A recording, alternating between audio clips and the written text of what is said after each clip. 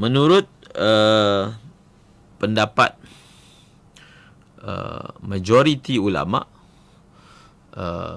la yaqra'ul haidu walal junubu syai'an minal Quran, berdasarkan hadis ini tidak boleh, tidak harus ataupun jangan orang yang berhaid dan orang yang berjunub membaca sesuatu daripada Al-Quran.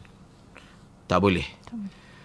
Maka sebab itulah jumhur ulama mengatakan orang yang sedang berhaid tidak boleh baca Al-Quran.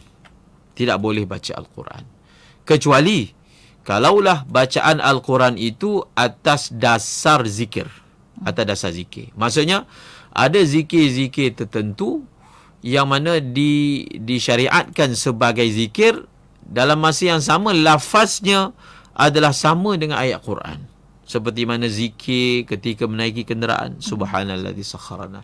Zikir ketika mendengar ataupun mendapat musibah, inna lillahi wa inna ilaihi raji'un. Bahkan bismillahirrahmanirrahim. Bismillahirrahmanirrahim juga ayat Quran. Tetapi kita baca sebelum makan, kita baca sebelum buat sesuatu. Maka itu dipanggil apa? Ayat Al-Quran, tetapi dibaca atas qasad, atas dasar zikir, maka hukumnya adalah boleh. Ataupun dibaca atas dasar pelindung. Contohnya ada ayat-ayat yang merupakan ayat pelindung. Ayat kursi. Maka boleh. Tetapi ada pun membaca surah Al-Fatihah, namanya pun baca Quran. Surah Fatihah yang orang baca, hadiahkan kepada si fulan, kepada Rasulullah, itu dia baca atas baca Al-Quran, membaca Al-Quran dan meniatkan pahalanya itu kepada Rasulullah. Maka apabila kita berhaid, kita hendaklah berhenti daripada melakukannya.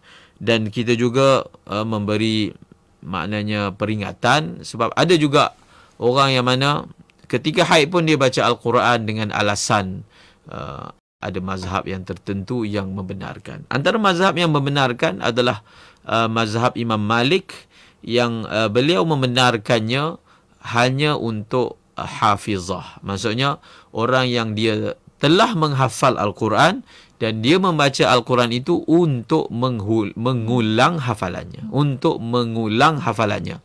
Dan Imam Malik telah berhujah atas dasar itu maslahat untuk menjaga Al-Quran. Tetapi perlu diberi catatan dan nota bahawasanya majoriti ulama mengatakan bahawasanya tidak boleh. Justru kalau satu orang tu dia nak jadi hafizah, dia nak hafal Al-Quran. Menghafal Al-Quran itu hukumnya sunat. Tidak membaca Al-Quran ketika haid itu hukumnya wajib. Maka kita janganlah nak pulun, nak bagi habis kita punya hafalan, walaupun kita melanggar pendapat jumhur ulama. Di situ perlu dibuat pertimbangan yang semasak-masaknya. Adakah lebih utama kita usaha nak bagi habis cepat dan waktu haid pun kita baca juga, berhujah itu pendapat Imam Bukhari dan seumpamanya, ataupun kita menjaga dan melihat itu adalah pendapat jumhur ulama yang mengatakan haram. Maka belajar ni pun dia ada isu keberkatan, kan? Keberkatan dalam apa yang kita pelajari.